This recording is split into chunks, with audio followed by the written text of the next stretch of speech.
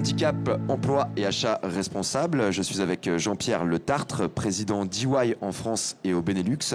Vous êtes partenaire pour la deuxième année de ce salon. Qu'est-ce que vous attendez un petit peu de ce partenariat et de cette deuxième édition ?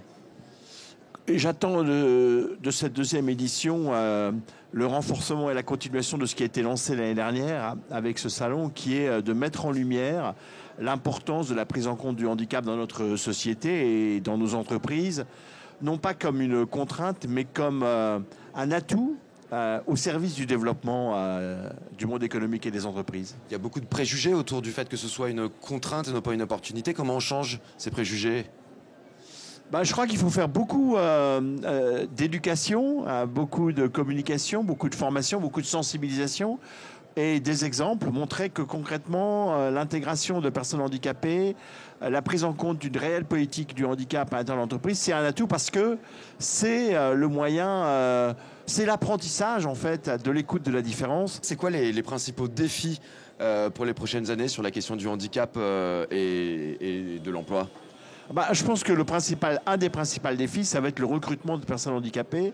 Et là, il y a plusieurs niveaux. Il y a d'abord le fait qu'il faut avoir du sourcing. Et nous, par exemple, dans nos métiers, on a des difficultés d'avoir un pipeline, j'allais dire, de personnes formées en situation de handicap. Et après, il y a la question de l'intégration dans l'entreprise et du maintien dans l'entreprise. Et ça, c'est des sujets qui sont extrêmement importants et sur lesquels, je veux dire, nous, on a beaucoup de travail à faire pour atteindre les objectifs qu'on s'est fixés. Il faut innover en permanence pour favoriser l'insertion des personnes en situation de handicap en entreprise. Oui, de quelle façon ? Oui, bien sûr, il faut innover, mais il faut innover partout dans l'entreprise, dans tous les domaines. Aujourd'hui, si on veut être toujours en haut de la vague, si on veut toujours être une entreprise de référence, et l'innovation aussi dans l'accueil de situations de handicap est importante. D'ailleurs, à ce salon, il y a un prix autour des solutions innovantes auxquelles nous participons. Et je pense que là aussi, c'est important de montrer que l'innovation qui doit nourrir, qui doit irriguer l'ensemble de l'entreprise, touche aussi cette question du handicap. Et de quelle façon la performance économique est compatible avec le handicap ? Parce qu'une bonne fois pour toutes, il faut arrêter de parler de performance économique de l'entreprise, c'est une performance toute seule, la performance. Et la performance de l'entreprise, elle couvre bien d'autres choses que l'économie. Performance sociale ?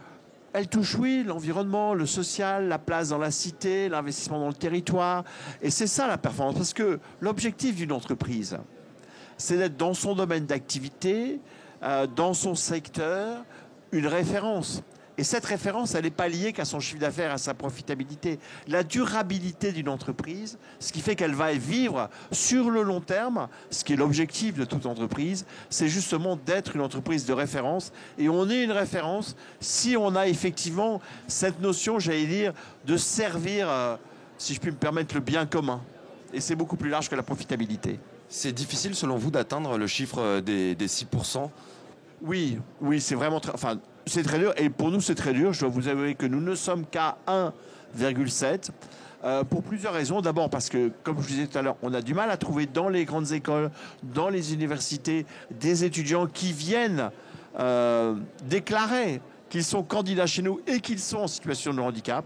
Et donc, nous, on doit beaucoup plus développer des relations de partenariat avec ces écoles, ces universités, pour dire oui, nous, on veut recruter des personnes en situation de handicap parce que c'est important dans la richesse et le potentiel humain de notre entreprise. Et donc ça, il faut beaucoup développer ces messages et ces relations pour augmenter ce chiffre de 1,7 qui est très faible et que pour le moment, effectivement, il est en partie compensé par les achats indirects. Donc, est-ce que cette loi, il ne faut pas un petit peu la remanier ? Qu'est-ce que vous attendez aussi un petit peu du prochain président de la République ? Écoutez, moi, je ne suis pas pour les lois. Moi, je suis pour qu'en fait, on trouve que ça, effectivement, c'est apporteur de valeur ajoutée d'avoir des personnes en situation de handicap dans son entreprise. Donc, moi, j'ai plus besoin d'une loi complémentaire pour être motivé par développer les situations de handicap dans mon entreprise. Merci beaucoup. Merci. Bonne journée.